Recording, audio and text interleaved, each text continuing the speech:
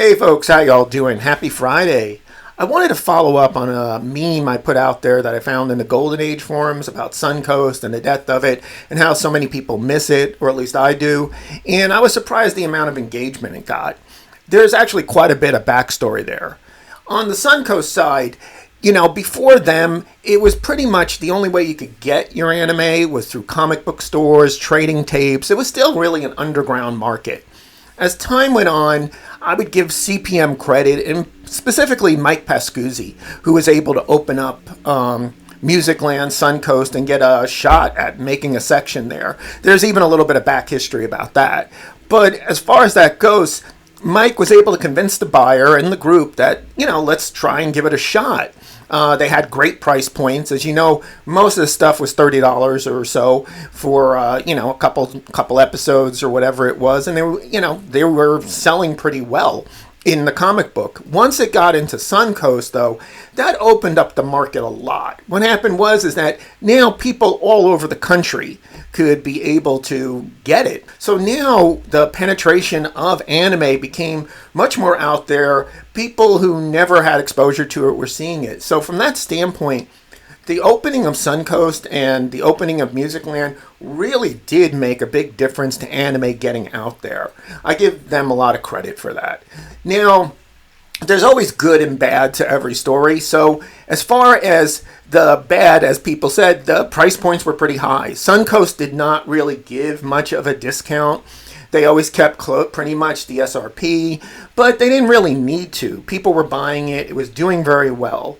So over time, as each company was getting a major hit, like AD Vision was getting Evangelion, we had Kenshin, Musicland was opening up more and more of these stores. So, publishers. So pretty much they were able to, expand the section. On the returns front, this is the way they pretty much paid. You would, let's say you had Title A. They bought 100 units of it at $5 each. They had terms. So the terms were, let's say, 90 days. So they bought it, Title A. Then what happened was on Title B, 30 days later, they bought another 100 units of a different title. And then you have Title C and another 100 units every 30 days because pretty much everybody was releasing monthly. Now, the 90 days would come up on Title A, but the money was due.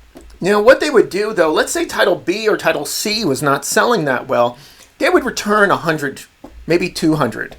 And then what would be is then you would wind up where the check you got, they were taking it off of the sales pretty much of the latest stuff on the 90-day stuff. So you were always fighting cash flow with that kind of returns model. And then sometimes they would return so much and then reorder the same ones they were returning.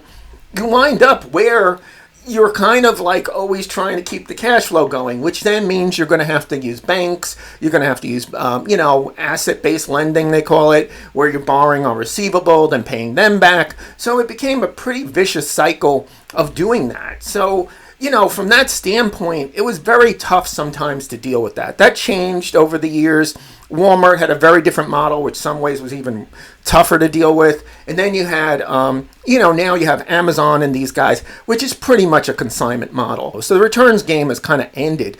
But in those days, the returns game would really be tough on you. The amount of inventory they were carrying just got larger and larger. Now you're thinking the inventory is being sold through, but a lot of times it wasn't. What happened was a lot of stuff was just sitting in the warehouses, never made it to the shelves.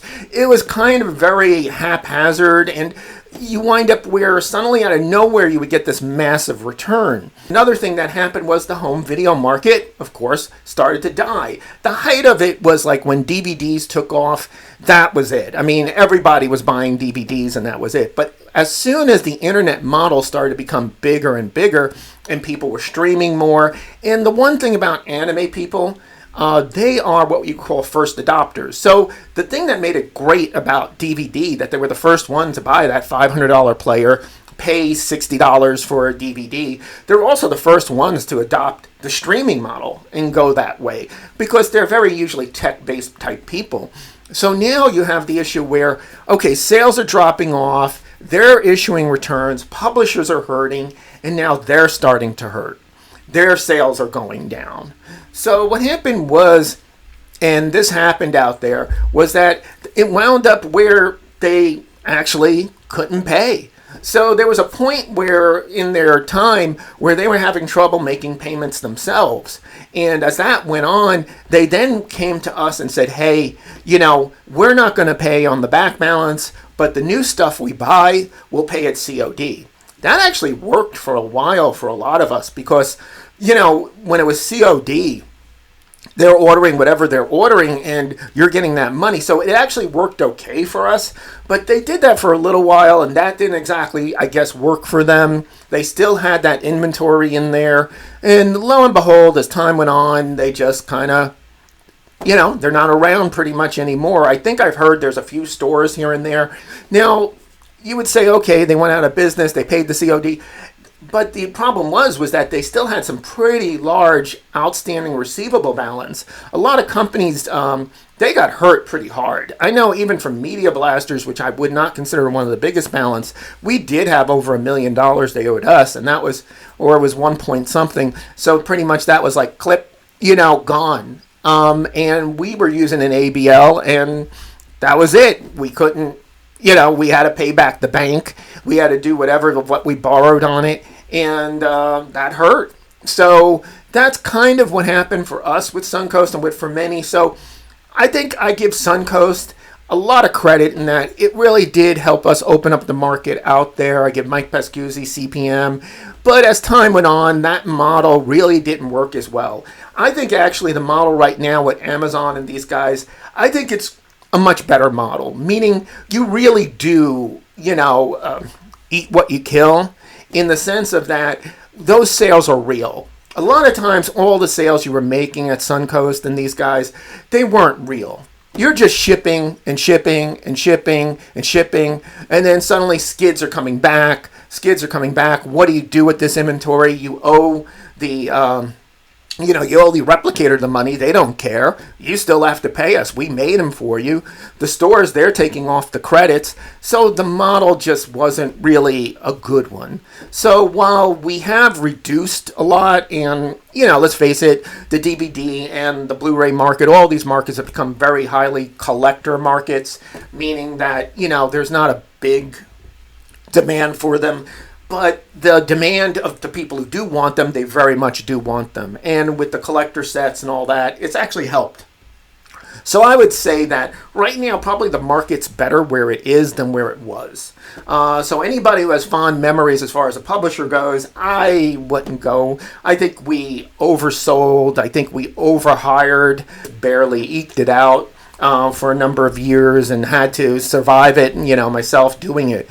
So that's a little bit more of the back history. I hope you guys find it interesting. And if you guys have any questions, post it. I'll be checking the threads all weekend. All right? You guys have a good one. Bye-bye.